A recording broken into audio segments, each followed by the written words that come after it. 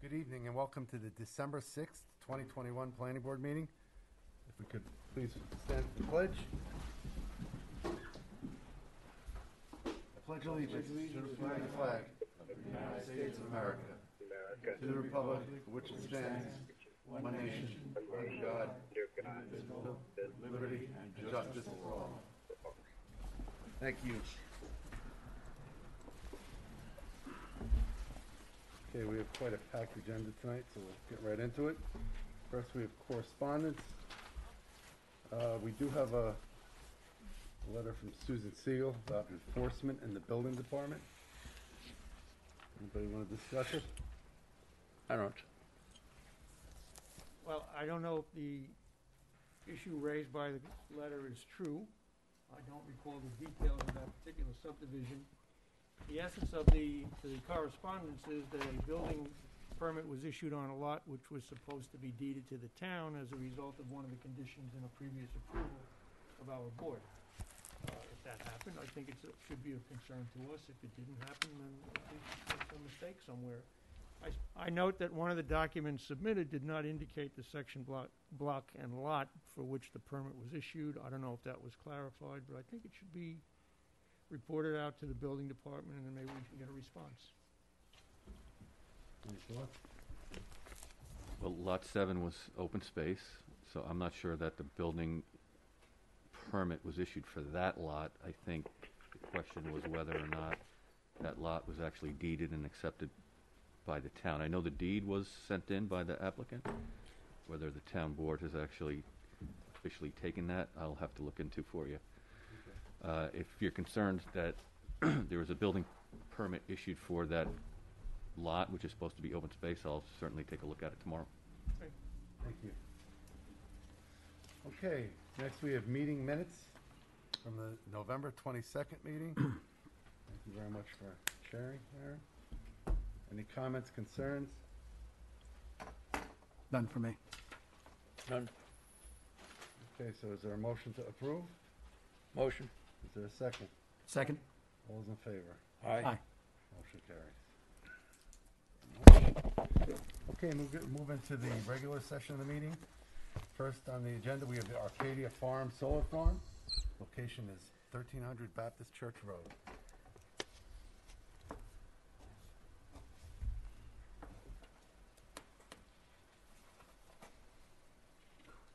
How are you? Everyone. Doing well. How are you? Good. For the record, this is Julia Maglioso, Director of Operations at Ecogy. I've been here many times. You all know me. I don't have much to add on the Arcadia project, except that we really appreciate your attention to this project. We know that this is one of the first that is being reviewed under this new solar code, so we really appreciate your attention to detail. It was a pleasure to work with you, and I hope that we get a decision statement issued tonight. That's all I really have to say. Thank you. Okay. Thank you. Jim, anything on your end? Nothing on my end, Mr. Chairman. Thank you. John? Nothing further here. Anything from the board?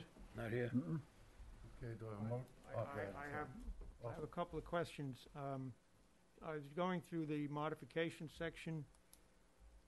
Modified plans to show compliance with the Tree Commission's memo dated November 8th, which specifies diversity of shrubbery being planted. Is there any other items on that memo that need to be referenced, or is that just an example? I don't want to limit any recommendations that the Tree Commission had in just phrasing the modification that way. It is either compliance with the whole thing, or are we cutting it back? You know what I'm saying? Yes. Okay. So it talks about, I mean, you may just want to say including but not limited to diversification of the species being planted there.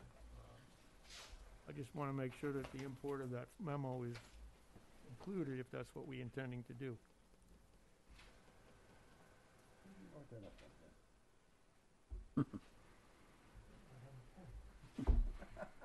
well, the first thing they do is they state what the requirement is pursuant to the law. Then they ask for the mitigation ratio calculation, which I think was provided. Okay. They make a statement about the trees being, about their heights but they're not making a recommendation really.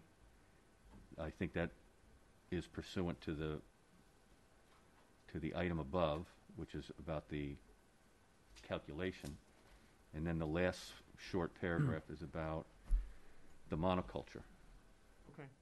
So we can say what you said, that's fine, but I think really we were just honing in on what was really a... Fine, if everything else is in compliance with that, and the only thing is to make sure we have the diversity of species, then that's fine. The other question I had is the bond under additional requirements number 4. When and how do we fix the amount of that bond under this resolution? I think, does that need to be specified? The bond is set by your board. Usually it's settled on by an estimate that is submitted by the applicant, and the town engineer and/or our department look at it and determine whether or not that is adequate or not, and then you determine what the actual amount of the bond is pursuant to those suggestions. No. That can be done later. Yeah, that's typically, I wouldn't say typically, but often done later. If I may, I do believe we had submitted an amount from our estimates of decommissioning in our decommissioning plan, so we would use that as a starting point. That should already be in the record. Yeah. Okay. Thank you. Anything else? That's it, I got, Noticed your, quite a variety. Do I have a motion to declare the town the lead, or the planning board lead agency? Motion. Second. All those in favor? Aye. In front of us, we have a neg deck. Do I have a motion to approve or accept? Motion. Second? All those in favor? Aye. And then lastly, we have a resolution approving the site plan, special use permit, and tree removal permit for Arcadia Farm Solar Farm. Do I have a motion? Motion. Is there a second? Second? All those in favor? Aye. Finally. Thank you very much. Thank you very much. Good luck. Thank you. Thank you.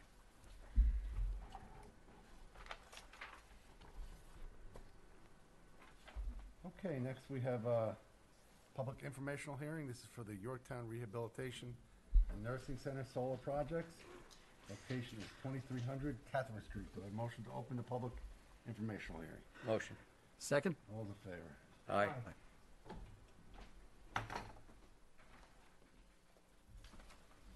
Okay. So I just wanted to take a moment to introduce you all. This is Fariha. She's our new junior project manager. She'll be helping me with this project. I thought I would open the floor to her to catch you up on the latest developments, and then we'll happily take public comments.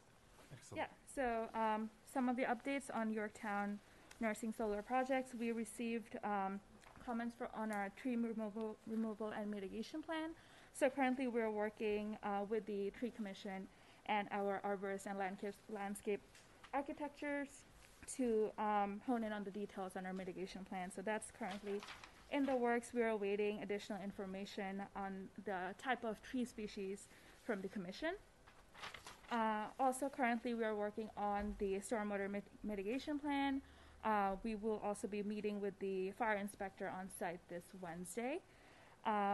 And about this public informational, we have sent notices to all abutting properties and posted signs on the site about the public informational.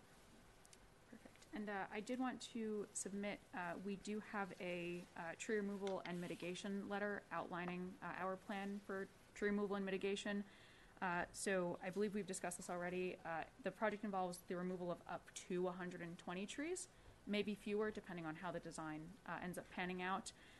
And I believe we had said, yes, to address comments that we received from the Tree Commission, they had noted that this is a protected woodland. So we are offering payment into the tree bank fund. We're offering 2 payments. The first is $100 for each tree removed. And then the second is per the town code, $300 for every 5,000 square feet of protected woodland that's being disturbed. So the total there comes out to $13,500 is being offered into the tree bank fund. We can submit this in writing, and then I believe we'll need to email in a copy for the digital record. And I believe that is it. That's it. Yeah. Thank you. What's the, I know some of the trees are being removed in the parking lot area. Yes. Right? Is the majority of those trees the ones along the back of the property, or is it split pretty evenly? Of the total 120? Mhm. Yes, I believe about 2/3 are along the back of the property, and then about 1/3 are the ones that are in the parking lot. Okay. Do you want to go through the plans? Yes, if that's helpful for the Yep. public. Obviously, Robin, do you have those? Yeah. we'll want them to see what you're doing.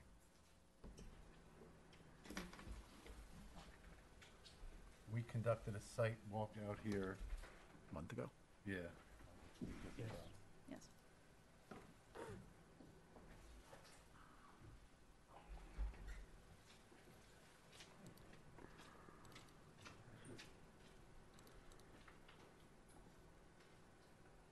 You just got started with them? I did, yes. It's been a month and a half. Yes.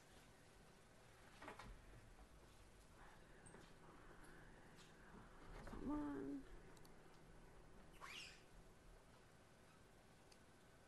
So this project consists of a few different parts here.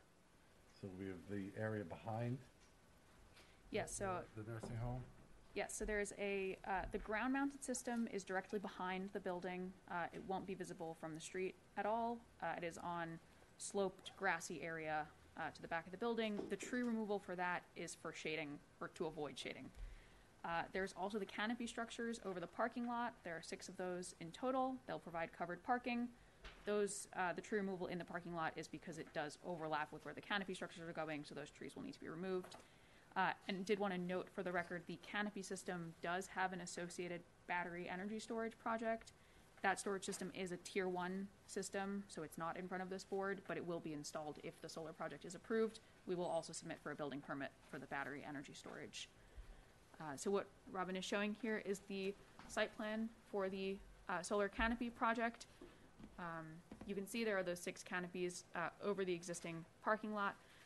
They will not be increasing impervious surface cover of that parking lot. We will be installing these over existing surfaces. We will be disturbing the sort of grassy areas between parking spaces. That is where the posts will be located for each of those canopy structures. This will also be screened from the road, so you can see there is a bit of a gap in the trees there between canopy 1 and the driveway. We will be closing that gap entirely with screening trees. That's a mixture of shrubs and taller trees, just to ensure that from car and eye level you cannot see the canopy structures. So those will be entirely screened. Robin, if you would not mind going to 104, that one that shows the side. Yeah. So one note that I did want to make, the tallest canopy structures will be 22 feet on the high end. I believe last time we had discussed that would require a variance from zoning because the height limit in this zone, I believe the 20-foot restriction would apply. I did want to raise that. The surrounding properties are residential, but this property is not zoned residential. So I do believe it would be a 20-foot limit. Regardless, this is 22 feet on the high end, so we do know that that would require a variance. I believe that is all on the canopy structures. And Robin, do you have the ground mount available? Yeah. Perfect, thank you. So this is the ground mounted system behind the building. As I mentioned, the trees that will be removed will be directly to the east and south of that system to avoid shading. And then again, Robin, if you wouldn't mind showing the profile. These are of course much closer to the ground. They're about 7.5 feet on the high end. Will look like a very typical ground mounted structure. We do recognize that that back area is a very steep slope. So we've been working closely with our stormwater engineers to devise adequate mitigation for runoff back there. Unfortunately, I don't have a plan to share tonight, but that will be forthcoming. Still early in the process. Yeah. I'm happy to answer any other questions that the board may have at this time, if you do. If not, maybe the public. All right, I think we'll open it up. So this is the first time the public is seeing this in the informational that was noticed. Does anybody have any concerns, questions about the application? Come on up. How are you? Good. Dan Strauss, 55-year resident, Yorktown. With all due respect to the two ladies, I just wanted to comment first that I am vehemently against cutting down swaths of trees in Yorktown. It seems that they are doing a responsible job in presenting this. You have approved, I believe, or in the process of approving, 2 proposals. Is that correct? Yes. This I believe that all pending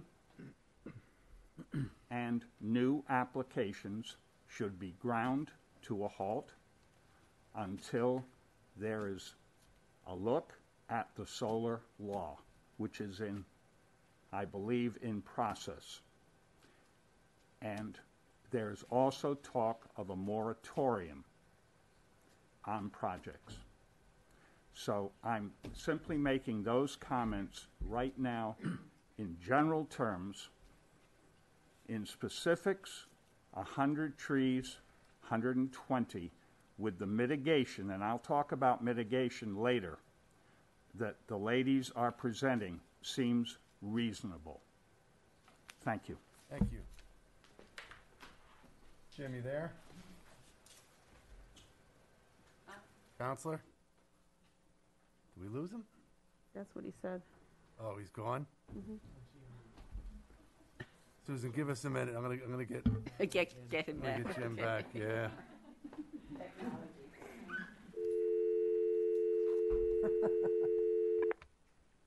Oh, my Lord. Can you hear me now? Can you hear me now? I dialed the wrong number.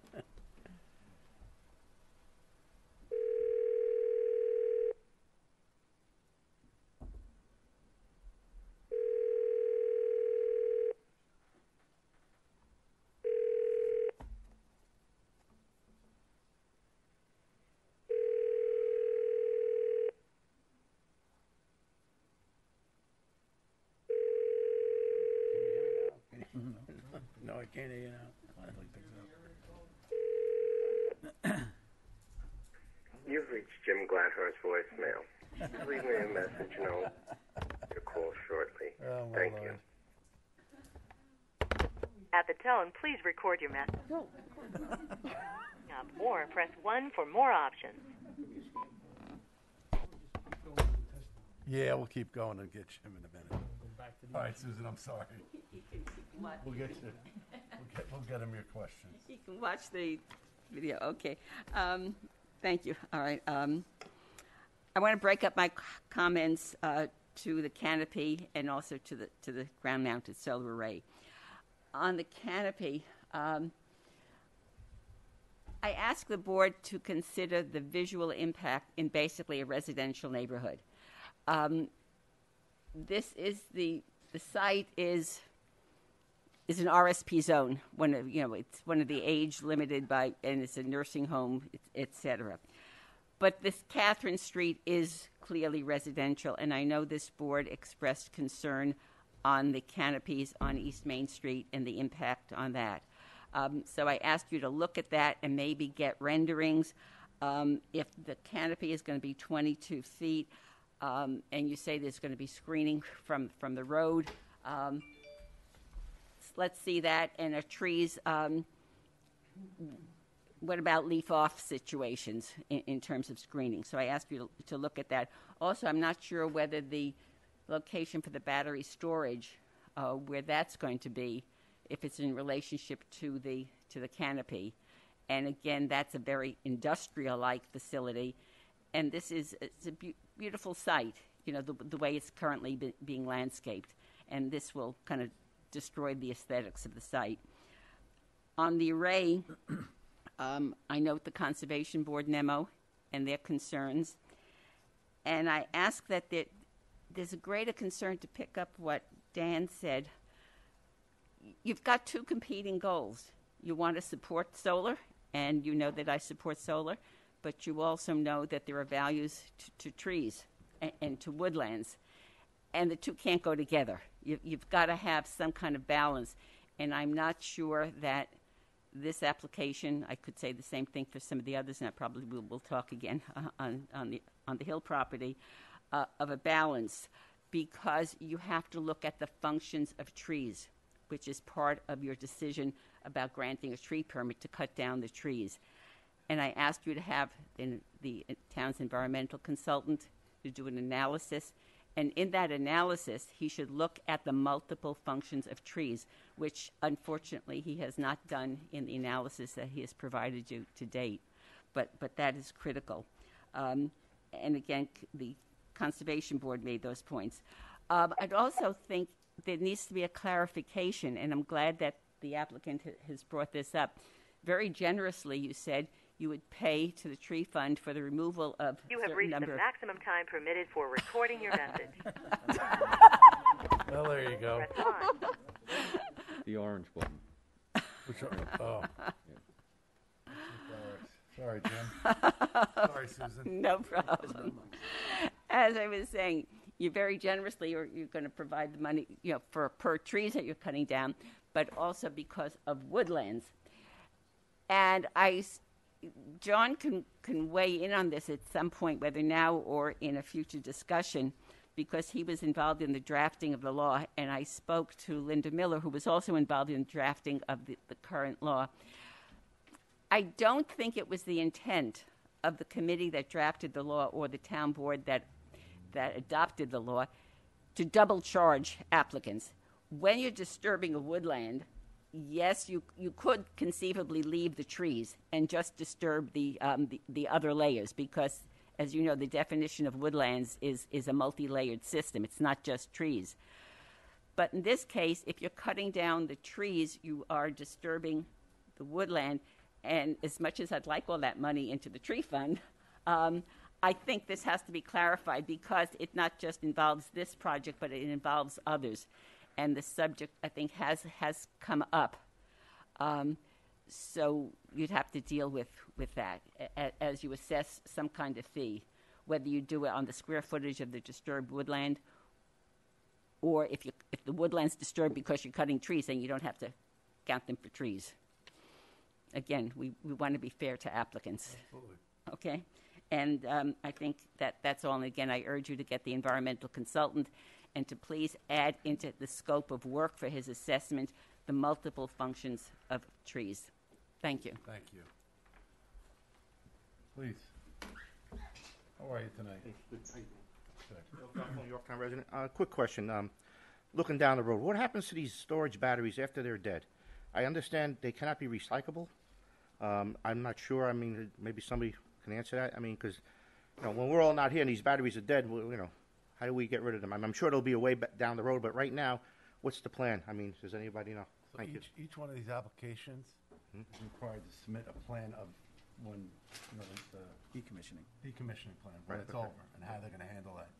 And if you heard earlier with the I get it late. I'm sorry. No, it's no problem. There's a fee that's assessed with that. So do you want to talk about what happens with these batteries when they're done? Thank you. Thank you. Thank you. Sure. So to address that, I mean, obviously we would remove it from the site. I mean, that's the first thing, which speaks to the decommissioning plan and having a bond in place in order to guarantee that happens.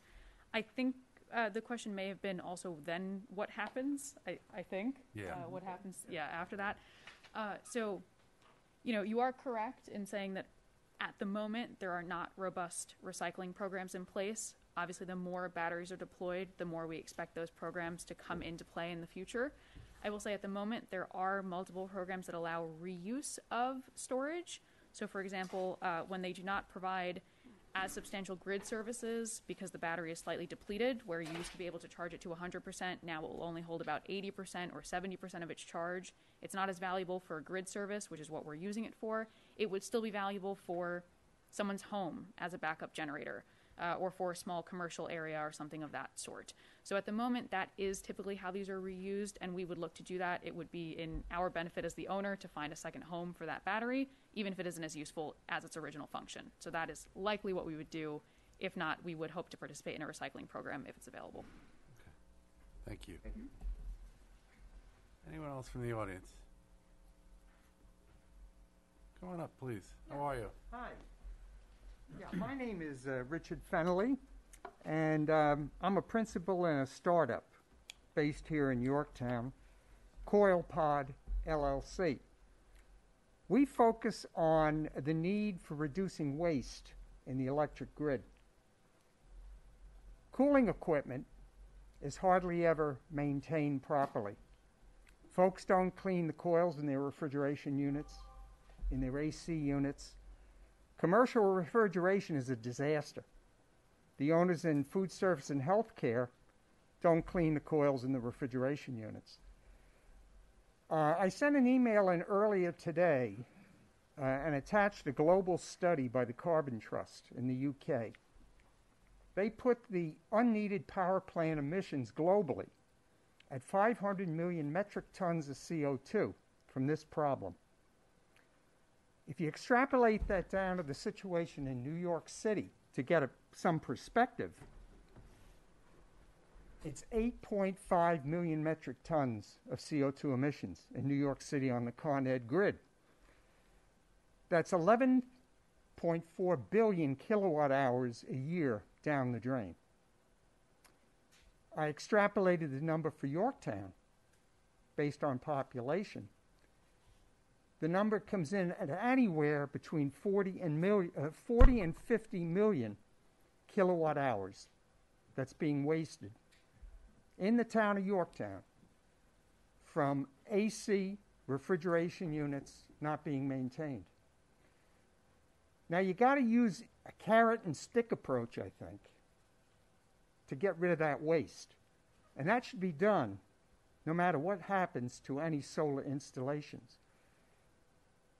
I think that Con Edison needs to be leaned on to put in incentives to get folks to do this maintenance. We've actually tried to approach them, and we've been ignored.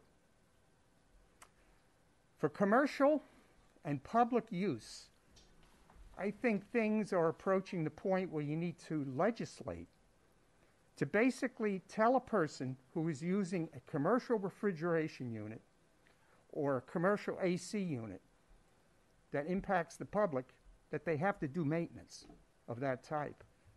You can't do that for the residents.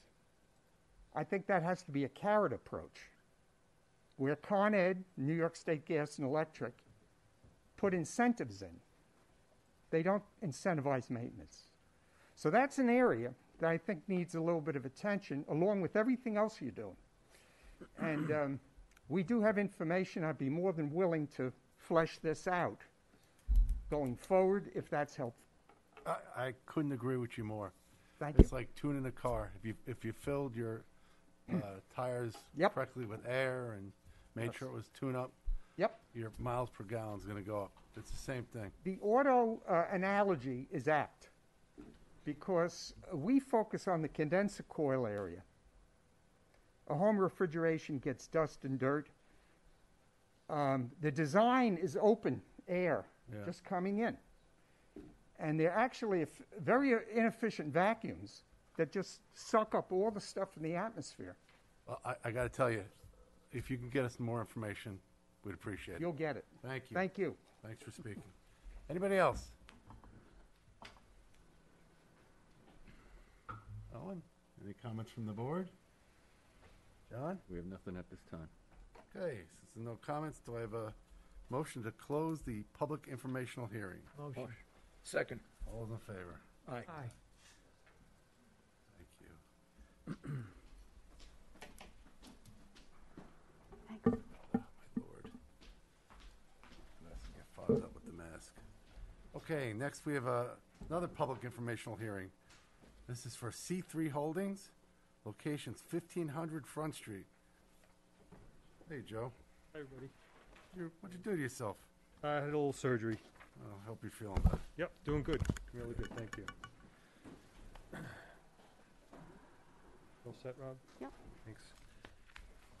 It's a PIH for C3 Holdings at No. 1500 Front Street. Do I have a motion to Wait, open the I'm sorry. public Go ahead. informational hearing? Motion. Second. All those in favor? Aye. Sorry, Joe. That's okay, no problem. Got distracted there. All right. This is a public informational hearing for site plan approval for C3 Holdings at 1500 Front Street, which is a 2-acre site zoned I2. In 2009, the site was previously approved under different ownership for a 3,600 square foot building, total of 3,600 square feet over 2 floors.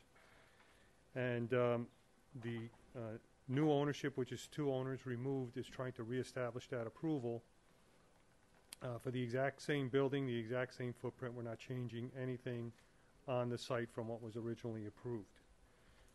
On the site now, there is a 26,000 square foot building, which is a mix of office and industrial use. There are 23 parking spaces. The proposal expands the number of parking spaces by 3.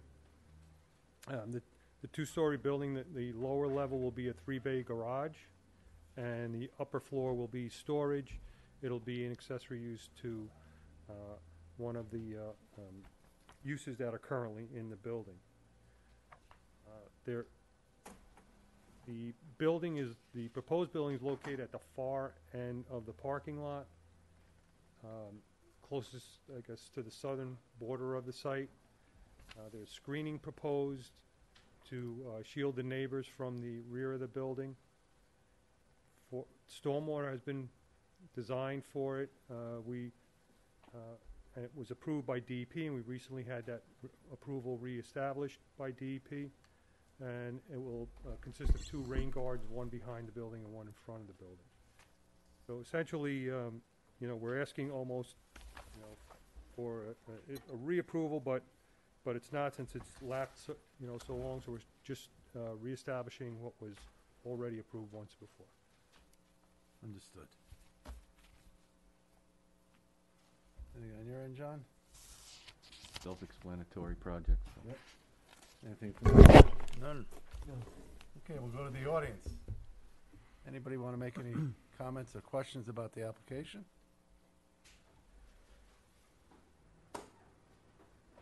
That's the easy one, Joe. Okay. Oh, it's pretty Sometimes straightforward. you have to have an. I have one question, I guess. Since 2009, has anything material changed in the area topographically or anything else? Yeah, no, well, actually, and I forgot to mention, was the original owner, was under Generations, that was the name of the original approval, began construction of the building. And they put the foundation in place, they had a building permit and all that. The subsequent owner took it down. The area is still improved to the point where everything around it was ready for the construction. But now it's just a blank slab at this point. Okay. That's what I was going to ask. Yeah? I'm doing the same thing. Has anything changed? All right. 2009. No other comments or concerns? Do I have a motion to close the public informational hearing for C3 Holdings? Motion. Second. All those in favor? Aye. Aye. Thanks, Joe. Thanks. So when we were here last and presented it, we talked about maybe scheduling the public hearing if there was no issues. Yeah, I don't think there's going to be any issues. When can we get that? January 10th. Perfect. Good? Yep. All right. Thank you. Thank you, Joe. All right. See you later. Thank you. See you later. That's all you got tonight? No. I was going to say.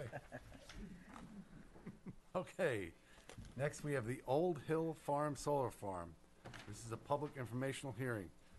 Locations 571 East Main Street in Jefferson Valley. We have a motion to open the public hearing.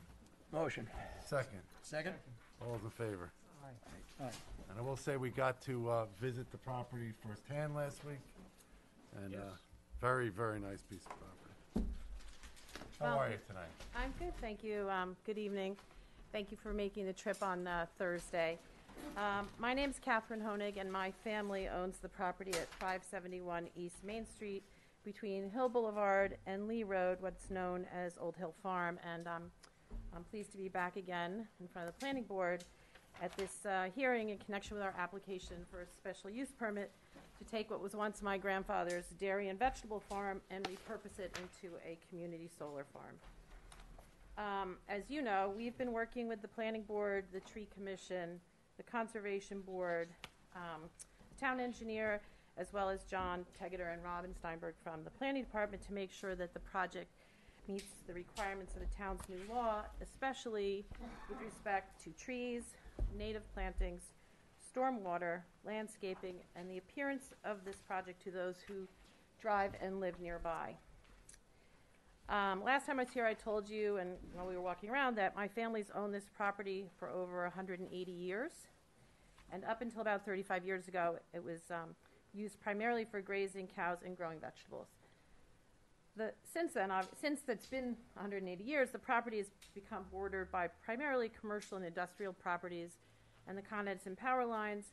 And there's the multifamily Coach and Four across the street on East Main, a single family home across the street on East Main, and another one on the western border of the property. The proposed solar farm will be located on about 14.5 acres of the 19.4 acre property, leaving about 25% or 5 acres untouched. And I've been to many hearings now, and you've heard a lot about solar, and I know people have very strong points of view about it. But I think one thing to keep in mind is that this really is an ideal site for solar. And I have several reasons why I would like to review, and our presentation tonight I hope will address that. And I think it's also important, my family's been here a really long time, wanting to do something with this property for a really long time, and I think found something that will benefit the community as well as do much less disturbance to the property as what it's currently zoned for, which is half-acre residential. So going through those points as to why I think this is an ideal site, first and foremost, as you can see in the top slide, and you can see on some of the pictures we'll have tonight, it's primarily abandoned agriculture property with secondary growth trees, many of which are invasive. There's a tremendous amount of invasive vines on the existing native trees. As I said earlier, it's bordered by commercial and industrial property. And as you probably realized when you were walking around, there really is limited ability to see into the property today, given even the existing perimeter trees. And we plan on planting another 265 7 to 12-foot evergreen trees along the entire border of East Main Street and in selected locations to further limit the ability to see into the site. We're also, as I said, leaving 5 acres untouched. And just so everyone knows, there's an additional 6 acres under the Con Ed power lines and another, half to acre between Route 6 and the southernmost border of the property, which remain untouched, providing further borders and limiting even further the ability to see this project. The solar panels will be located at least 50 feet from all property borders, which is a much greater setback than from a private home, and will be enclosed by a 7-foot green privacy fence, which will be at least 30 feet from the border of any neighboring properties. The wetland and wetland border, which you can see in the lower corner, the white space at the top, will be untouched, so there should not be any impacts. We've also submitted, I think, a 280-page stormwater prevention. I'll get this. It's SWIP. I don't know where that is. SWIP. We've given you a 280-page SWIP, and to make sure that we are addressing the concerns that the Conservation Board raised about hydrology, and to make sure that we're not creating any stormwater problems. And most importantly, for people who've never seen a ground-mounted solar, and I went to visit several before we decided to do this, the ground underneath the panels and in between the panels, while it will be disturbed to build them, will then be replanted with a pollinator-friendly seed mix. So this is not scorched earth underneath the panels or in between them. So it will actually support pollinators and bird life. And to make sure that we don't adversely impact smaller animals along the wetland, we're going to raise the fence up 6 inches so that animals that are currently traversing that property from the power lines, from the wetland, and from the southern border along Route 6 can continue to do that. The visual appearance, as I said earlier, of this property is very important to my family, and that's why we're not just putting money in a tree bank, but planting 265 7 to 12-foot evergreen trees, which eventually will grow between 50 and 80 feet tall, and will, I think, within 5 to 10 years, within 5 years, I don't think anyone will be able to see into the site in any way, shape, or form, and probably not even when they're planted.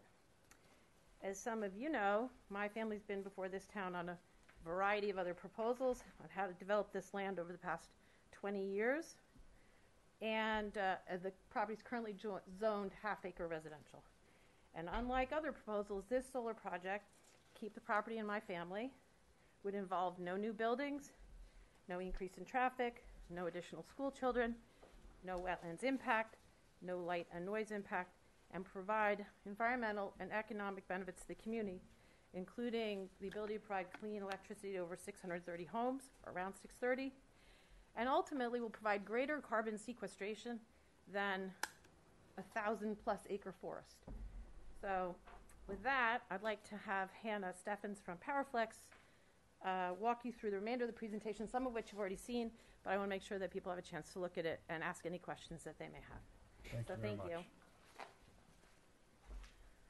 All right. Thank you. Thanks, Catherine. I'm going to be furthering. I'm Hannah Steffens from PowerFlex. Catherine gave a great summary of why we think this is an ideal site for this system, but I just want to quickly highlight that throughout this whole process, thank you, Evan. We've been dedicated to ensuring that the integrity of the neighboring area is kept intact and that there's little to no visual impact from the system. As Catherine mentioned, we'll be leaving approximately 25% of the acre of the property untouched, including the 2 contiguous parcels, one to the east where the Con Ed power lines currently exist, and then one to the south bordering Route 6. We're also leaving all of the healthy trees along the property border, and we'll be pruning the existing trees along East Main Street, which will enhance their health and the appearance as you drive along East Main and the health of these trees. We're also planning to restore the existing stone wall that borders the property along East Main, which is currently obscured by brush. In addition to reviving these trees, we will be planting evergreen trees, which will be to further shield the system from view. And again, there will be a minimum 50 feet between the property border and solar panels around the entire property, bordered by trees, existing and new, as well as the privacy fence. If you can go to the next slide, please. Okay. So the 265 trees that we are planting are of various evergreen species, including the eastern red cedar, white spruce, white fir, and Colorado spruce. These trees are between 7 and 12 feet when planted and will be between 50 and 80 feet at full growth. We are also going to be removing the invasive bittersweet and porcelain berry vines, which are causing significant damage to the trees on the property. In addition to these new plantings, we're going to be donating to the tree bank to support future plantings in the Yorktown community. The privacy fence goes around the entire system and will be 7 feet tall with a 6-inch gap along the wetlands area along the east and down the southern border to allow for species migration. The fence will include 2 gates at the entrance to the property along East Main, and that utilizes an existing curb cut. The first, and the one that will be most easily viewed by the road, will be a farm-style gate, and then behind that is our safety gate, which will have green slats to minimize any visibility into the site from that entrance. Lastly, we are going to be planting pollinator-friendly seed mixes within the array as part of our landscaping plan to support the more biodiverse ecosystem and habitat for pollinators within the project site. You can see a photo on the lower right-hand corner, but I'm going to be sharing a few more photos in upcoming slides from a project of ours in Half Moon, New York. If you can move to the next slide, please. Oh, perfect. I just want to spend a minute further detailing 2 areas along the specific border areas of the property. While the property is bordered primarily by industrial and commercial properties, we want to make sure that our residential neighbors are properly screened. So along the northern border, we are double planting along the entire border of East Main and along the western parcel border of a residential neighbor. The rendering here is a sort of worst case scenario rendering. It shows when the trees are planted, so at the height that they'll be planted at, and without any leaves on the trees, so sort of a winter scenario. And as you can see, it is still very screened. And then along the southern border, we're also double planting along that southeast area, which is closest to Route 6. Although, just to mention, these trees here are taken from across the road at the mall, and those trees will all be remaining, and there's about 200 feet from where those trees are to where the system starts. Okay. So these are the photos and additional information on the pollinator mix that we'll be utilizing. As you can see, there's plenty of space between the panels and underneath the panels for the mix to grow. In fact, we actually, for this site here in Half Moon, we've employed a shepherd, and she comes out with her sheep to graze this field. So I think this is a really nice visual representation of how biodiverse these systems are, and that they're not as much of a power plant as people might think. Okay. And lastly, some site renderings. So again, these are 5 site renderings along East Main that sort of show that same worst case scenario, which is when we've planted them so around 7 and 8 feet high in year 1 during a winter season. We also have renderings in the back when they are larger, about 5 years out, at about 12 to 13 feet.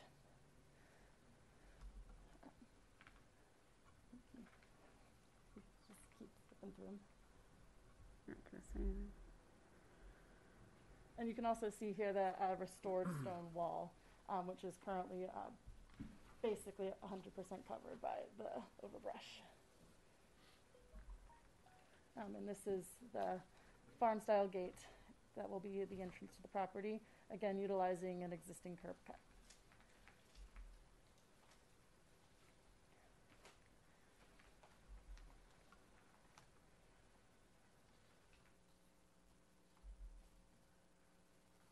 Thank you very much. Thank you. Oh, let me try to get Jim again. Uh-oh, good luck with this. Let's see how we do.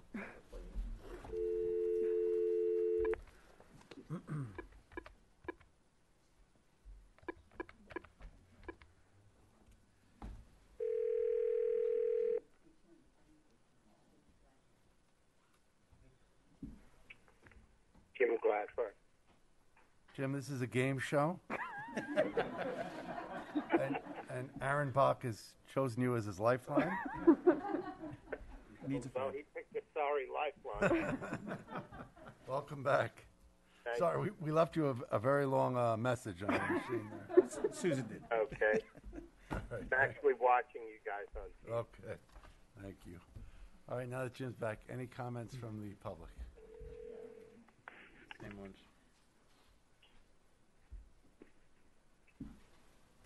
Do I need to introduce myself again? Yes, please, just for the record. Dan Strauss, Thanks. 55-year resident. I'm a skeptic. I'm also remiss in not having been here earlier at these meetings regarding the solar law. I had thought, just as very brief background, when this first was in its infancy in Yorktown, there was a project proposed on Underhill Road, I believe, on a slope. Yep.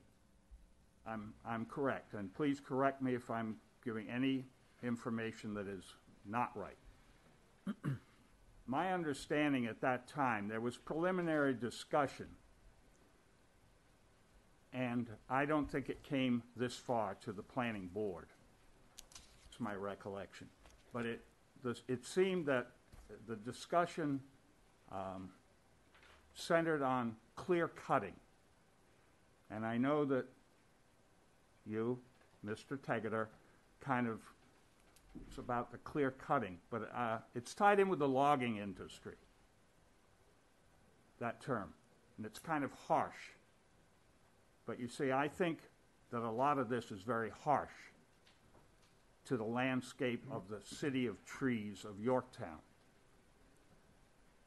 How many trees are going to get cut down, or woodlands, on this property? I know I'm supposed to focus on this property.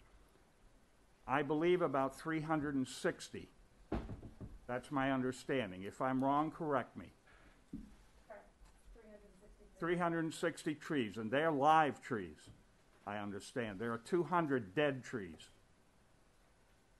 How much is a tree worth also? That's a question I have. When you cut it down, how much, talking about logging industry, how much is that tree worth to send it off somewhere and get some money for it? But I'm going to go to mitigation on this particular proposal right away. I believe you're familiar with it. I don't think there were any other of you on the board at the time. There was a gas station at Strawberry and Route 6. Come on. I'm thinking. Go ahead. Come on. Go ahead. Where the gentleman cut down on a weekend a few trees. Put in the car dealer. And he never got penalized for it. Never got penalized. Okay, but we'll forget about that.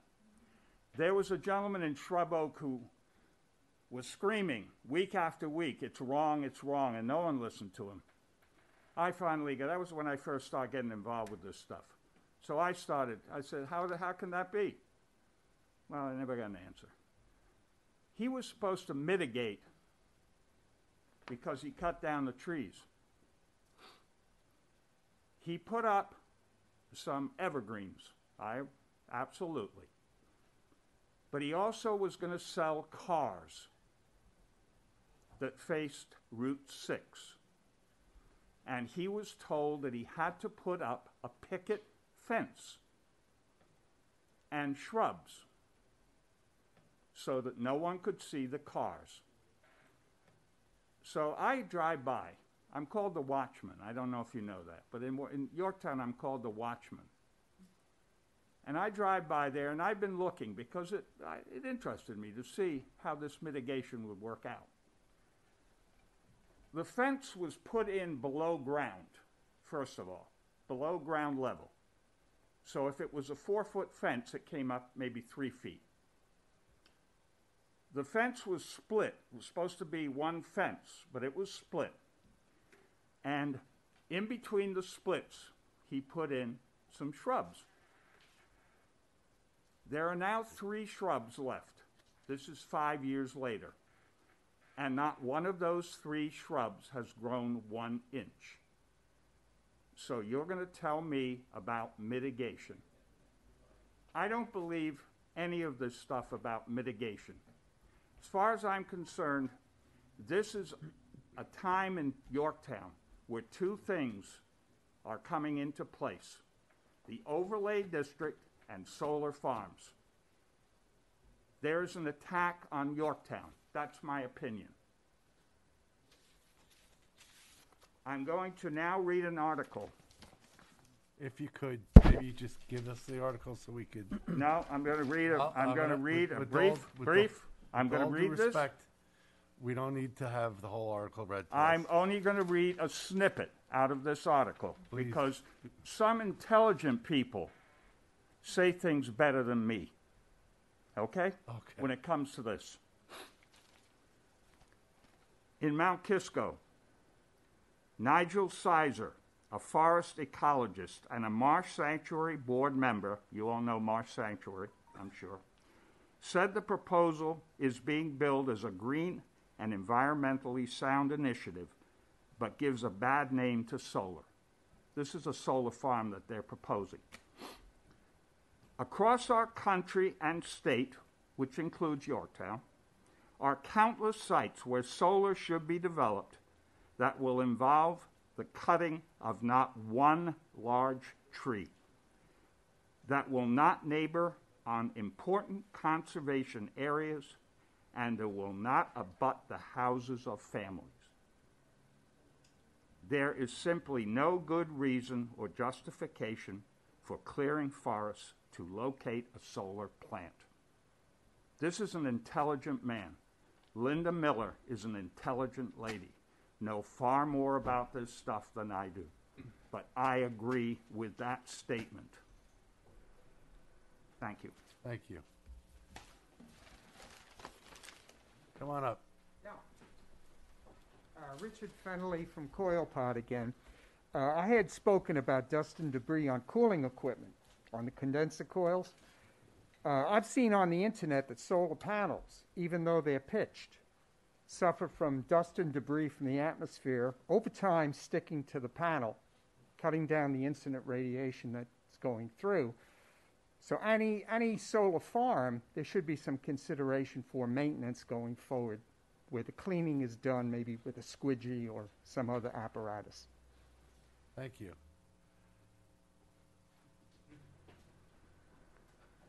Susan Siegel again. Are you sure? I think so. Okay. And again, it's solar. So I'm being consistent in terms of the concern about balancing other environmental concerns with the need for solar energy. This site is even more difficult for me to talk about because, as Catherine Honig knows, I've been involved in this site since the master plan revision in 2010.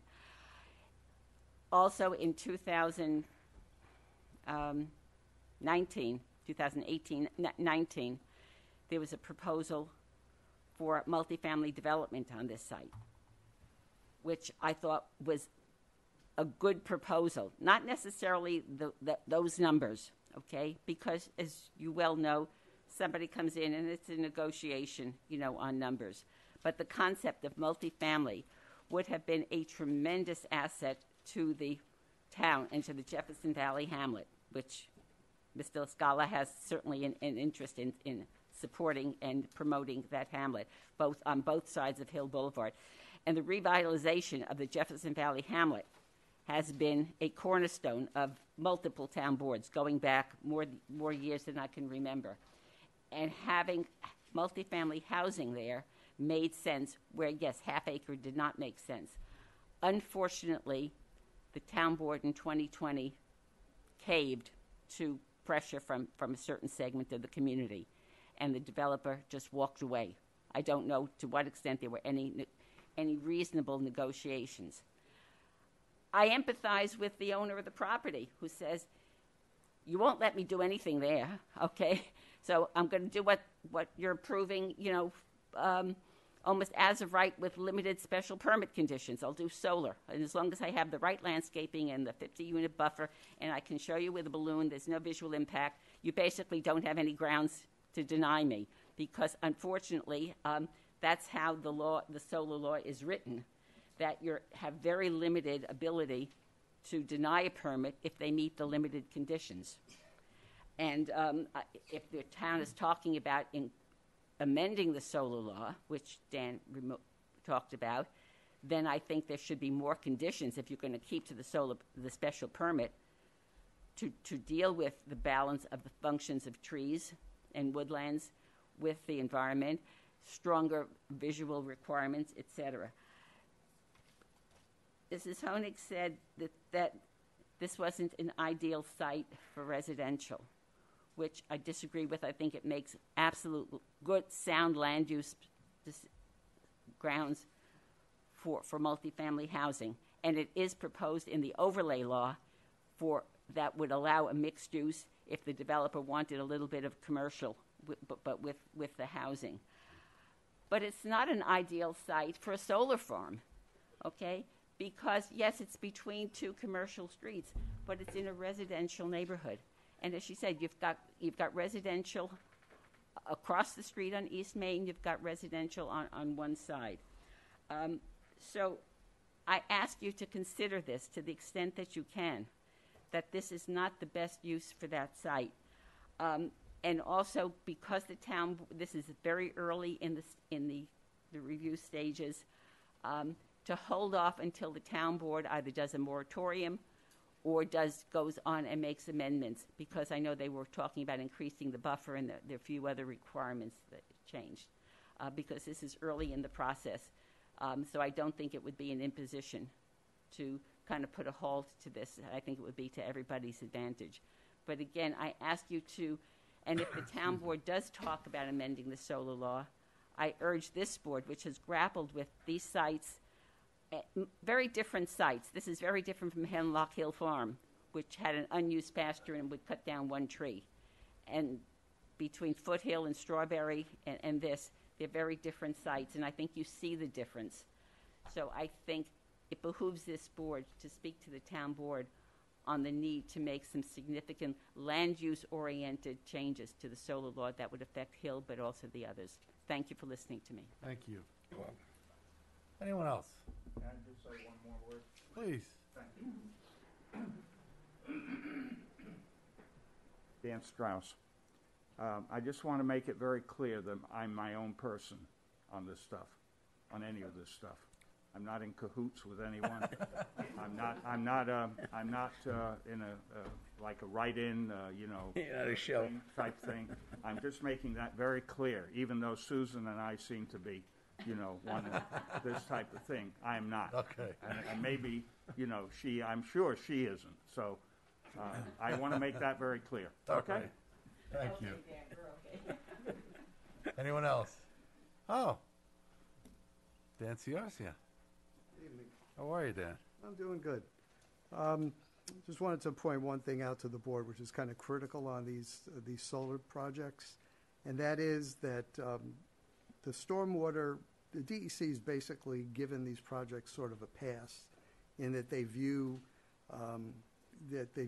basically turning trees into meadow. But one of the fundamentals of making that assumption is that the water cascades off of each array of panels and then flows under the panels in front of it, and so on and so on. So the dilemma you have on this project is to get the southern orientation of the panels. They're aligned running east-west, which is coincident with the slope. So the dilemma you're faced with is you really don't get the benefit of that, because the water from the panel in front or the panel behind is not flowing across the panel in front. It's actually hitting the ground and heading perpendicular, or heading aligned with the panels down the brook.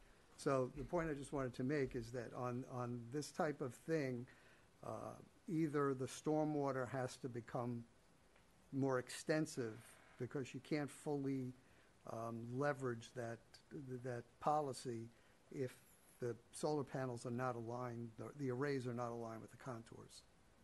So I just wanted to bring that to the board's attention. Thank you. You raised a point that I didn't raise before, and this involves this property, which has a wetland which is not being directly impacted by the location of the panels. But I would like the proper person, whether it's Mr. Ciarcia as an engineer or the town's environmental consultant, to answer a question I have. When you're taking, in the undisturbed condition that the land is in now, a lot of, not all, but some of the stormwater just seeps into the ground and recharges. And I would suspect, in my lay understanding of this, makes its way into the abutting wetlands, wetland buffer, and wetland, and helps feed and nurture the wetland. If you're going to create some kind of stormwater retention basin on these sites and direct the water to a basin which goes to a culvert which empties out into some drainage channel, okay, what impact will that have on the abutting wetland buffer and wetlands that you're not necessarily disturbing because they're not part of the site plan? This would affect this site and certainly the Foothill site, and I don't remember if Strawberry Road has a wetland associated with it.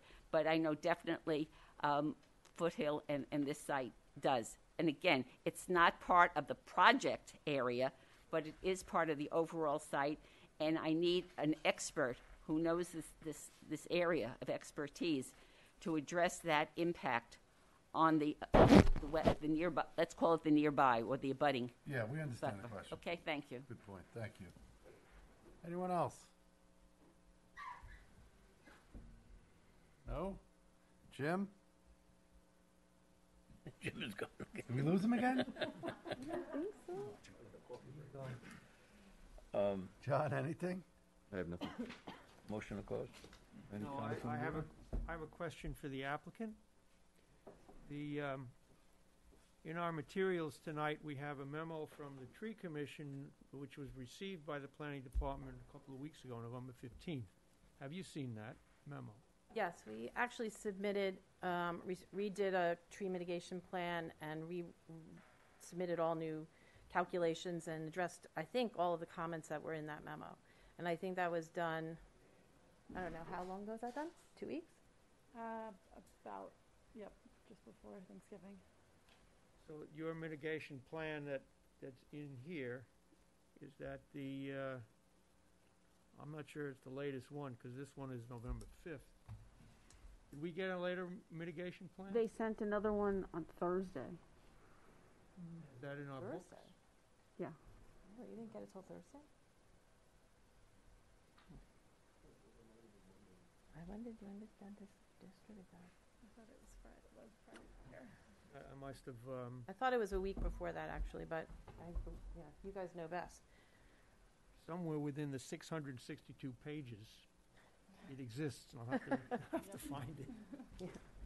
Well, we can get you another one. We don't have to have you hunt through 662 pages.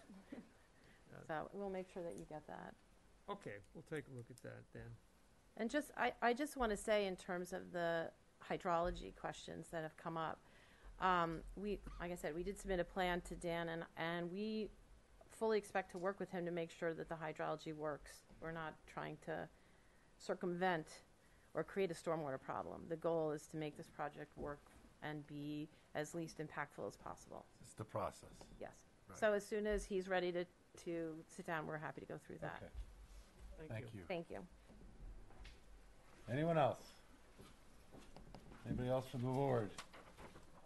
Nothing. All right, then, do I have a motion to close the public informational hearing for the Old Hill Farm Solar Farm? Motion.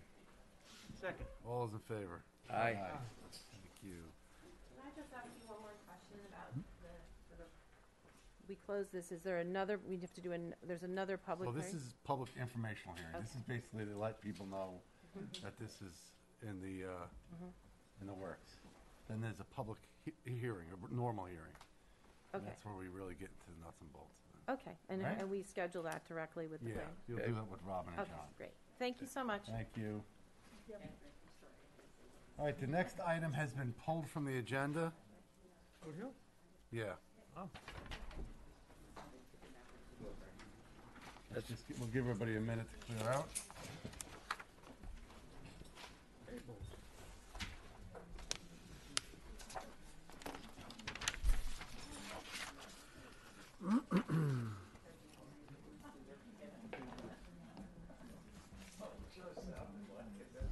Rich, what was the thing we were thinking about doing so that they could go and get the certification or the grants or whatever?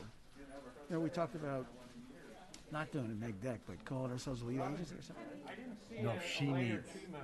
She needs something from neg us. deck. Right. They just I need that. thought that they were sending When the can we do that? When presentation can for we do this. that? I didn't put it in the book. Sound like they're. Okay. We'll talk. We should talk to Dan and John offline about that. Yeah. Because I think that was the one. It was no commitment on our end. It Yeah. was just, Well, it's just they gotta have the ducks in a row. 'cause they need to get their grants or whatever. Yeah. It's the nice Certa stuff.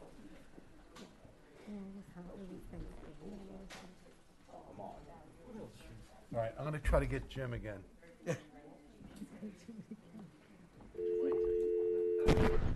How would the cleaning air conditioning ducts go with solar? I mean, really, Well, that's why he could answer that. Advertorial. Let me guess. You hung up on us. I couldn't get that at all. Are you there? I'm saying to myself, am I Okay. ignorant or something? All right, we're gonna get going again. If you want to address that question with him, it keeps coming up. So, Jim, we've been asked multiple times about this pending moratorium that they're talking about with solar and some of the applications that are in front of us. And we've been basically asked to, There's no pending moratorium. there's nothing. No, there's So, discussion amongst the town board about the possibility of moratorium, but there's nothing pending. So they're asking us to table these about, you know, now that there's I guess, in the discussion phases, doing something. And just a little bit further, there are some measures that the board has created as amendments to the law, a number of them, a handful of them, 4 to 5 of them, something like that. So, just so you know. So on our end, the discussion on the town board level, there's nothing we could do on our end, right? That's correct. You have no authority not to comply with the law that exists right now, which requires that you review applications and where you feel it's appropriate to act on them. If the town board enacts a moratorium at a later date, then you must comply with that moratorium. Thank you. All right, we're going to move on. Now we have number 8, which is the Par 3 Golf Course. This is a discussion of the site plan, location 795 Route 6. How are you? I'm well. Thank you all just for your patience and diligence with this project. No, I got to tell you. You got the patience. John, the town is very lucky to have John Tegeter and Robin and Nancy in the group. But John basically wrote us a book. Wrote us pretty damn close to a book about the whole history of the project. I sent it to you. Did you get it? Yeah, I have the 80-page memo. Yes. It was an extremely good document. Yes. It was extremely helpful in laying out the history Absolutely. and kind of serving to focus in on what we really need to consider here. So, John, whoever wrote it with you or yourself, thank you very much. I mean, for it putting was that really, together. it was a great document. And the All of pictures. us together work as a team. Did you bring Tom back? He won't come back. Offered him double, but Thanks to everybody. Yeah. It was good reading. Really a great, and the photos of the historic pictures of the area. 50 years of history, and Yeah, it's very the town's good. had the property for over 15 years now. So, Okay. Thank you for your time tonight. You're on. so yeah, we're looking for you guys to kind of make a final decision on this project. We went through all the parking plans, the plans regarding the mitigation of the plants along the bank there, of the ditch, as well as the tree mitigation. And is there any further questions you have of this project? why don't you talk about the tree planting that's taken place? Yeah. So as I mentioned the last time I was up here, the trees are going to be planted in very strategic places along the golf course to protect the players. They're going to put over 120 trees on the location, which is far more than a 1-to-1 mitigation that had been suggested originally. So, it's going to be around each tee box and each green to make sure that it's a safe place to play. We also met with the tree commission as well to make sure they're all native trees also. Any questions from the board? No, I was out there the other day, and boy, you did a great job. I'm telling you. Were you playing? Clean as a whistle. Did you bring your I didn't clubs? play, but I just wanted to come out and take a look. And I was really surprised. You cleaned it up. It's so beautiful. Yeah. How many yards of sod you got down there? Unfathomable. I'm telling you, that's going to be the gateway to Yorktown for recreation. Yeah. You're going to be booked for years. We certainly hope so. Any more than your book on your end? I would only add in the discussion relative to the trees and any other plantings vis-a-vis a landscape plan, if you do move forward, these guys should know that the landscaping and trees that are planted out there must be reflected on a plan at some point. That's something we can do. Memorialized?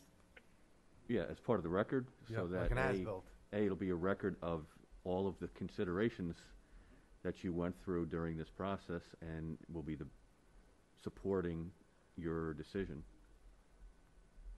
So was that prior to CO or? I think in here it is prior to CO.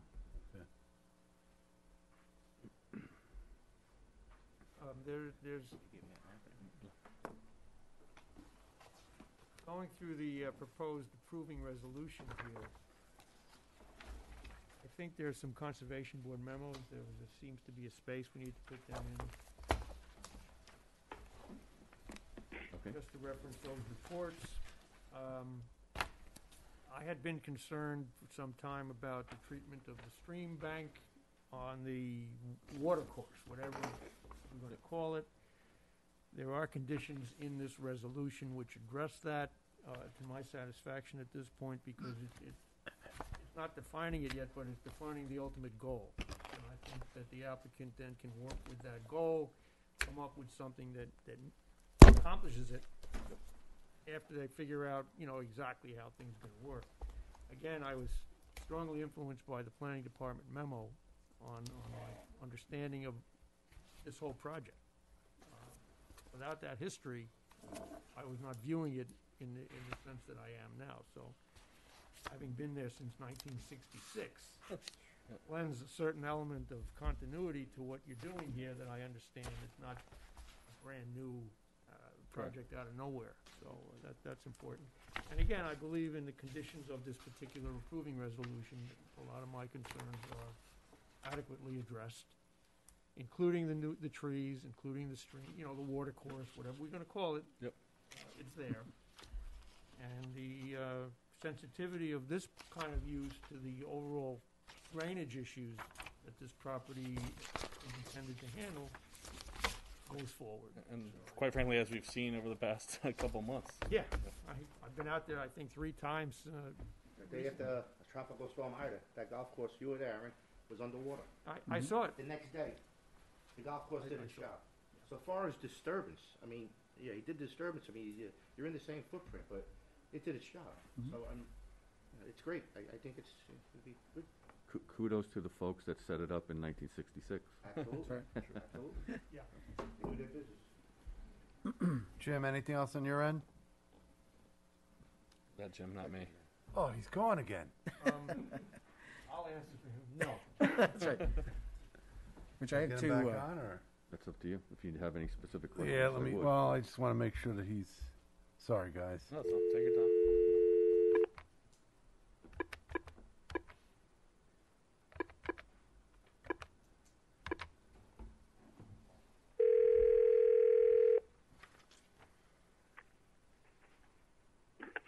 Why don't you guys just call me every 10 minutes?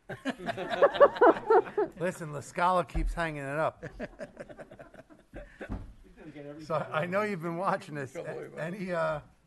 Any further comments or concerns on your end? No, I agree with the sentiment. I think the planning department memo was tremendously helpful, and I never realized how limited the potential uses of that property are due to its nature as really a wetland repository. I mean, it really is. It's, if you get the chance to see this document that was produced, it really is it's like the history of this course in the area. We might have to start asking John and Robin and team to do one for each application. But it really is. It's a very long document. It's got the codes lined up. It's a very impressive document. All right, thanks, Jim. What about this handwritten red condition here that Bill La Scala is a lifetime member? Absolutely. Which I have two in honor of John Kinkar, 2 typo things in the oh boy, here we go. on the resolution. Page 2, the first whereas should read at least 5 parking spaces for each hole.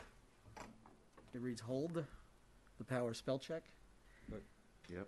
And then I think, this one I'm going to stretch myself on, the following line should say +1 space for, it says for each 2 employees. I would imagine that might be for every 2 employees, but I'll leave that up to you. Yeah. Otherwise, again, I echo what Will said. The property is going to be gorgeous. It's going to be, people are going to be reading about Yorktown and what they should be doing. So, great job. It's really going to be a one-of-a-kind course. There's nothing like it on the East Coast, Northeast Coast. You're doing a very nice job with your department. Thank you. John, you left a blank on a number of trees. Yes. Is that something we need to determine this evening? Yes. Okay. How do we do that? Well, in the memo, you'll find that I believe 67 protected trees were removed. There was 23 that were dead or diseased that were not protected under the tree law at the time, the 2016 tree law. So I recommended that there's a minimum of 67 trees that are replanted, but I did say that you will make the determination of what the appropriate amount for this particular layout of this particular golf course is, and that could be 67, it could be 77, it could be up to 90, and I think 90 is, now I'm not saying that you have to stay at 90, but we have a plan that shows 90 tree replantings, and so all of those locations are available and viable, I think. So I think that's the parameters there. So the plan shows 90. The plan that you have, yes, shows 90. You guys have any issues with that? We have no issues. Just out of curiosity, John, could we, just because the final design and where trees might go is also influenced by the play and so forth, yes, could we provide a range, or is it just not appropriate to say 70 to 90? I mean, granted, you might think the applicant would just go to 70, but I think what'll happen here is that you will select a number and they will go through the plan and walk the course. I know Mr. Perry likes to go out there and with his eye figure out how things are rather than on a plan, which I respect that as well. Eventually have to get onto a plan, but I think there will be still yet some design that goes to it. So I think there will be some flexibility that happens from that particular plan that you have. So you could certainly strive for the 90. If they can't fit, if they can only fit up to 80, they would have to come back to you, which is not out of the realm of what you do here on a regular basis anyway. So. And safety is of the utmost importance when we talk about the course. Right. So they're going to put in as many trees as necessary to keep the players protected. Either that or a helmet. Well, there's also a provision which allows for the final submission of the landscaping plan. So Yes. Which we'll back to submit. us. So if we set the goal at 90 at this point, and you come back and you say, look, we're only putting in 80. Yep. There's good reason. I don't see that happening. I see us going over that number. You'll have to come back anyway. We have to come back again? But just Only the if it plan- changed. The final plan has to. Final plan. Once Like you- as-built. Yeah, once you're in the ground. Not that I don't miss you, but I'm hoping this is gonna get over with. I think we all are. Doesn't want to see us again. No, I can't understand why. Not Mr. Lascala, he's welcome. Him and I. All right, are we missing anything? No, I don't have anything. Okay. Do I have a motion to declare the planning board the lead agency? Motion. second? All those in favor? Aye. Aye. In front of us, we have a neg deck. Do I have a motion to approve? Motion. Second. All those in favor? Aye. Aye. And finally, we have a resolution approving site plan, stormwater pollution prevention plan, wetland permit, and tree plan for the town of Yorktown par 3 golf course. Motion? Second. All those in favor? Aye. Aye. Good luck. Gentlemen, All thank you right, very guys. much. Have a good Just night. want to say on behalf of the Recreation Commission, we want to thank this board for doing their due diligence on this project. John Tegeter and the staff, I thank you so much, because like we said, it's going to be a jewel. when we're Yeah, done. they Thank did you. a lot of work. Thank you. You didn't have in your memo? Thank Thank you. you. Gentlemen, good luck. Frank, take care. Thank you. Jim, you still there? It's I'm really, here. really Yeah, we're nice. just checking I now. walked it the other day. Okay. Okay, we're going to take a quick 5-minute break before we move into the work session. Thank you.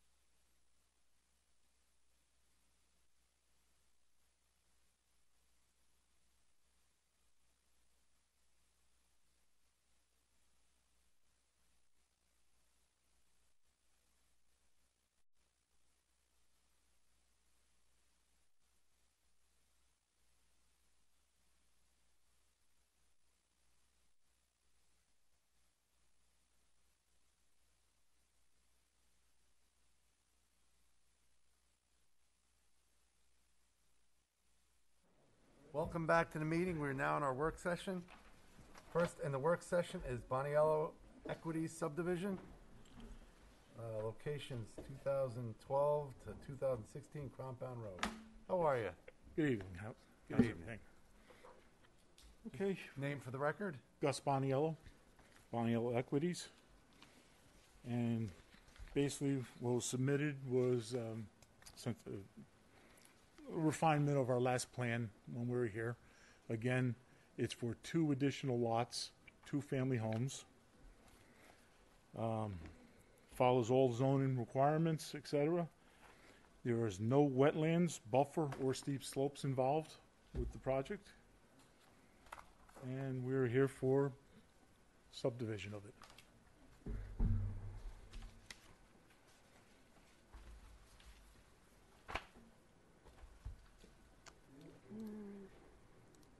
Got 3 existing buildings up over the years. We put them up, and we're looking to do 2 more along the same lines.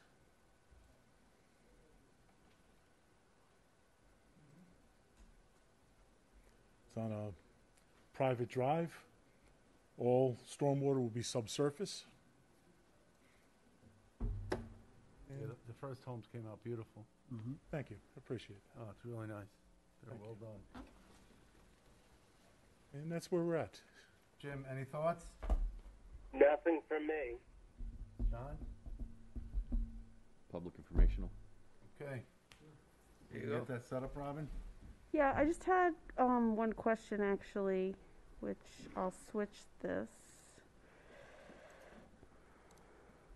When I was tracing the lot lines, is this piece of road here part of one of the lot? I'm pointing at this.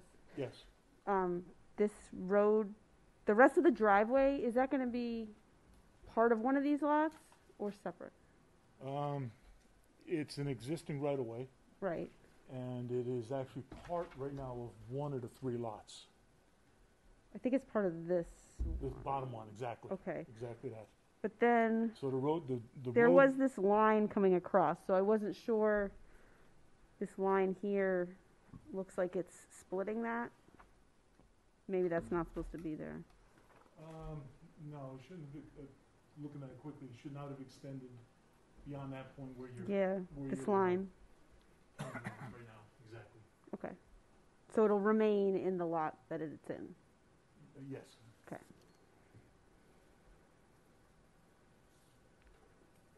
So we can do an informational on January 10th, is that? Okay. You be ready? January 10th, yes. Okay. And if you could just take some pictures of what you did out there already. Of the buildings themselves? Yeah. It's just, it's the first flush with the public and it just. Absolutely, that's a good idea. All right, I appreciate it. Okay. January 10th it is. Thank you for very waiting. much. Thank you. Have a good night. Okay, next we have a town board referral.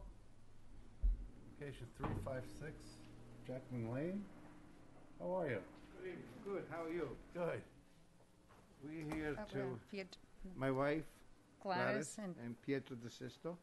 We're here for an application for a building permit for a single house residence. You've got Keller Engineering on board. Yes.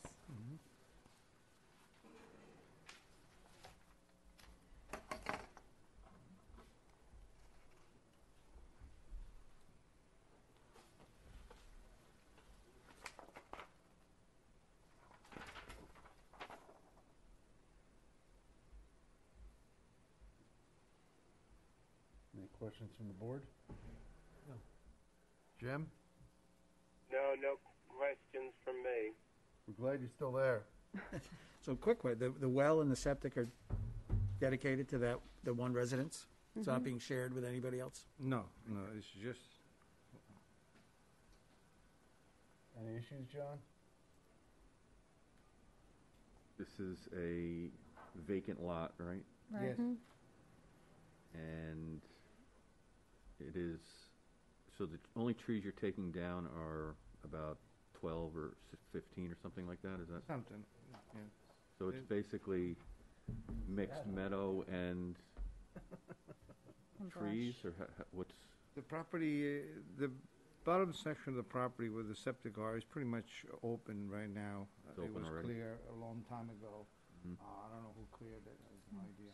So it's generally cleared, it's not like a forested site, is that No, it's No. pretty much shrubs, just shrubs and small- stuff? Small things, yeah, small things. Okay. The remaining of the property, most of it is trees and wood, lots of vines and things like that. Mm-hmm.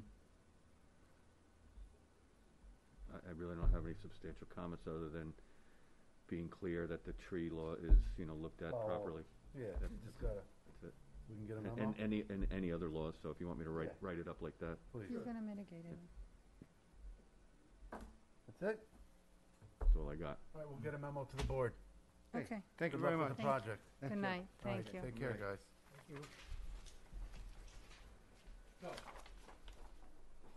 Why Okay, was we're that gonna even before skip the us? next one.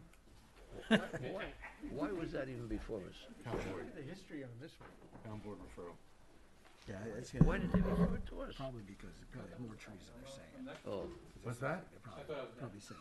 You are? Exactly. Oh, we don't even have you on here. Next, we have the Monjero properties. This is a discussion of approved site plan. Location is 44 Sawmill River Road. Is that it right there? No, that's the prior. There it is. There you go.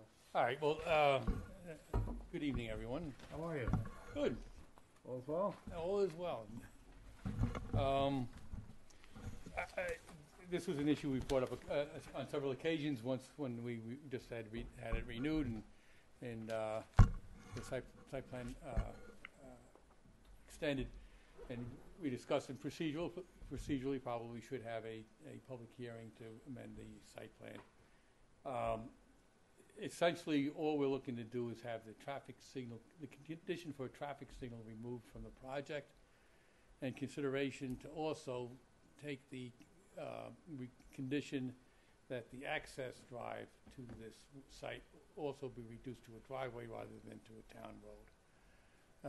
And I think the latter actually will have a positive impact on the former, or at least have in other words, I think this was supposed to be a town road that connected and looped around the Falkenberg property out to 202 to eliminate that right-hand turn. And I think it was going to be a one-way road around there, but that has never materialized. It's a idea that's about 30 years old. I think I was in my early tenure as town attorney. We had a litigation with AT&T because they have a transcontinental cable in that right-of-way, which was eventually adjudicated that the town had to put up $75,000 to have it lowered, but AT&T wanted to do the work to lower it, even though their rights were secondary to the town's right for that to be a town road. Anyhow, all that notwithstanding, the idea of a bypass road never materialized, and the idea that anything beyond that, what was be the proposed bypass road to be developed, doesn't seem to be a remote possibility. The approved site plan is for a 3848 square foot building, which is a very modest sized building. 3,000 square feet is actually smaller than my building across the street. So to warrant that, to have a traffic light improvement and the other improvements, you're looking probably at somewhere close to $1 million to $1.5 million between the road improvements and the light improvements, which comes to about $300 per square foot of space, of approved space, which basically makes the site completely undevelopable. And if that's the intent of the town, well, that you have achieved, to make it undevelopable. But it was at one time slated to be a bank. That's what it was approved for. I think at that point the price for doing these improvements was a fraction of what it is now. I guess they thought money was no object, but it actually is at this point. So, it's tough to evaluate the real estate at $300 a square foot. Never mind to have to do an improvement for $300 a square foot to get it off the ground. The other thing is, and quite frankly, look, I've been somewhat involved in doing this stuff for about 30 years, post as town attorney and then 10 years town supervisor. And I understand the notion of horse trading for public improvements. It's a policy that was long-standing, often criticized. But if you can do it and get away with it, it's a benefit to the public because it eliminates a public expenditure that otherwise would have to be there. And I can see it so long as it is proportional to the development. So if we were looking at putting up a Lowe's here or redeveloping Yorktown Green, something along those lines, would a traffic light be, something that you may look to the developer to do? You may. And in this particular situation, you're basically looking at one store within a whole complex to bear the whole cost of it, and there is there's no plausible argument that a 3,800 square foot store is the marginal difference that makes a traffic light necessary there. The other thing is, to the degree that the state wants a traffic light there, they haven't done anything about it in the decades that this thing has been sitting out there. You also I have to add into the argument that there is a very well articulated highway law as to what you do and how you finance road improvements, and it really is a stretch of your legal ability to saddle it to one particular store owner. And that simply is because a highway improvement is for the benefit of everyone, not only citizens of the town of Yorktown, but anybody traveling through Yorktown. So there is a whole scheme of financing highway improvements, and there is a seminal Court of Appeals decision in Gilderland versus a case, Gilderland Builders versus Albany, I think it is the name of it. It's a Court of Appeals case, which was decided when during the time that two impact fee cases were decided. One which was with the town of Yorktown on rec fees, but I can see this as being a concession by the developer is fine, but it really should be removed out of this approved plan. So we would like at least to get the planning board's feeling on it, and then submit a amended plan which would eliminate that from the site plan approval. It just be an erasure. That's it. Mike, is this in the is this bypass still alive anywhere in any plan or master plan, comprehensive plan? It had been until I think Eric on his own volition put in that turning lane, which was the third lane in front of Falkenberg's property, which was which was how that got in there. Is another story, but quite frankly, look, if Falkenberg would redevelop and the property beyond what would be the bypass would redevelop because there's property back there that I guess has some density potential, and you actually put in a road, I think you may have a case to put in a traffic light there. But if that were the case, it's just like the way you did it down on 129 and 100.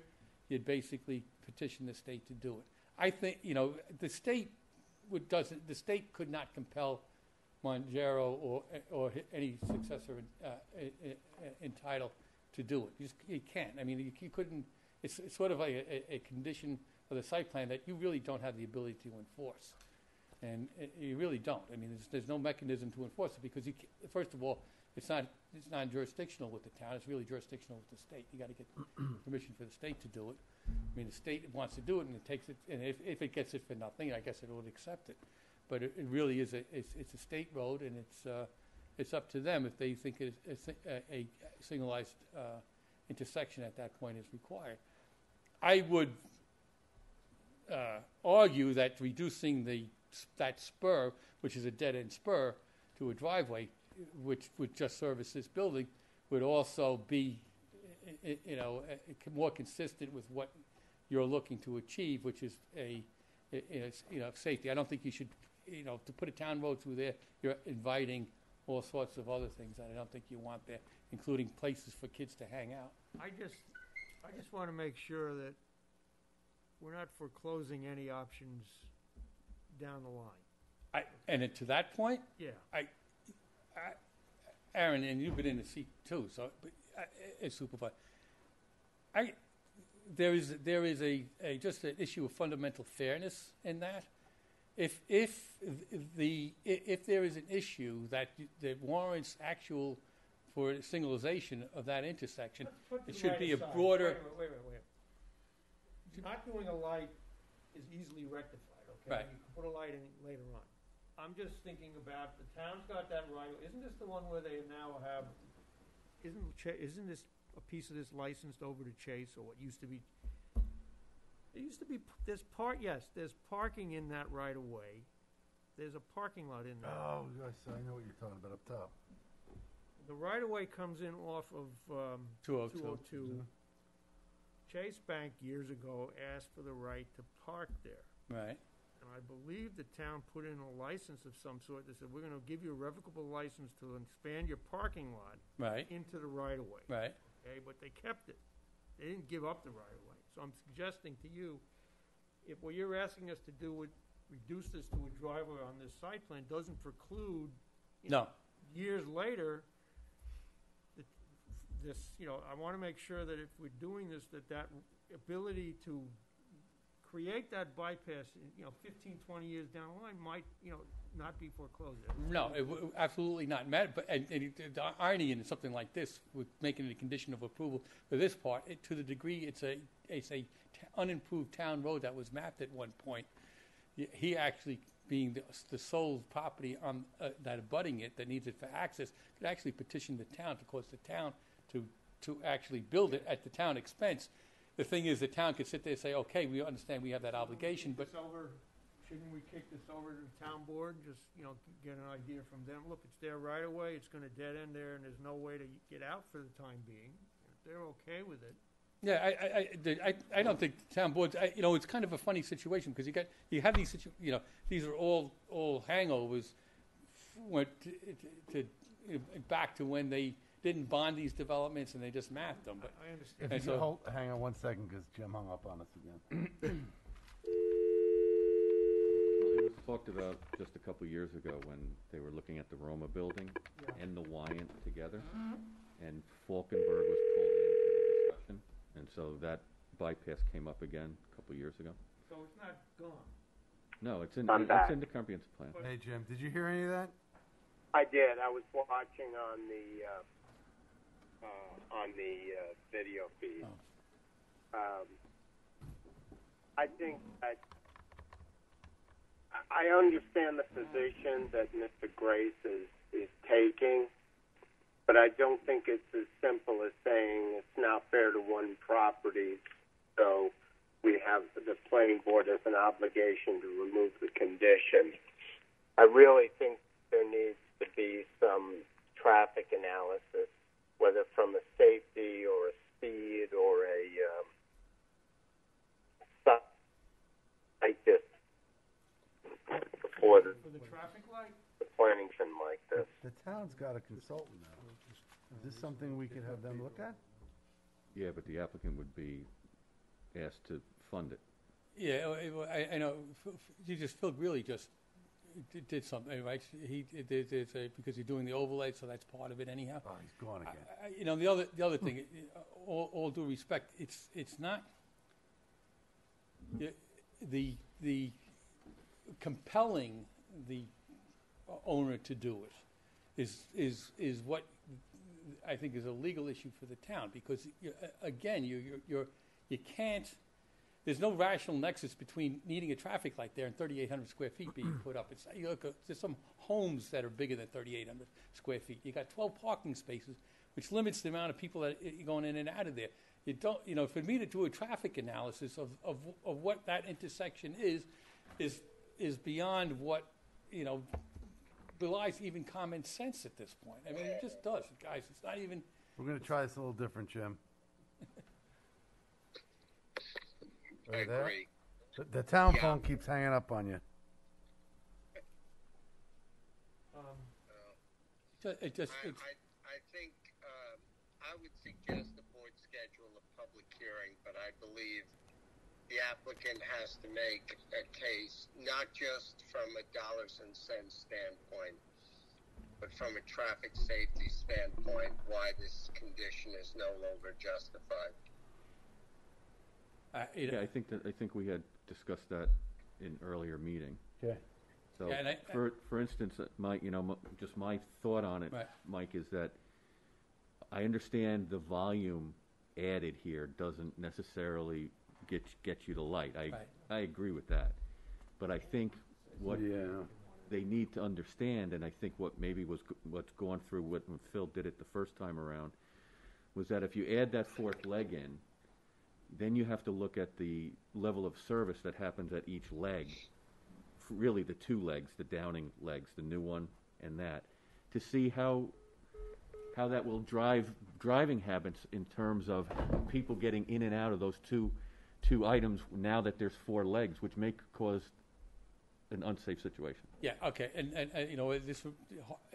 And that may not get you where you have to fund the light necessarily. Right, if you assume that somehow this 3,800 square feet is, and a study performed by the property owner for 3,800 square feet illustrates a need for something there, doesn't take away from the fact that that should not land on this property owner.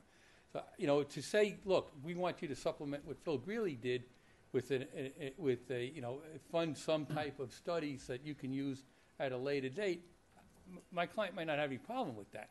But if it's going to be that it's going to land back on this property owner, the other option is just to scratch the site plan and start anew and come in with a new site plan and then try to have you justify back to us that it's warranted, and you can't. You can't. And it's not only just that you can't on 3,800 square feet.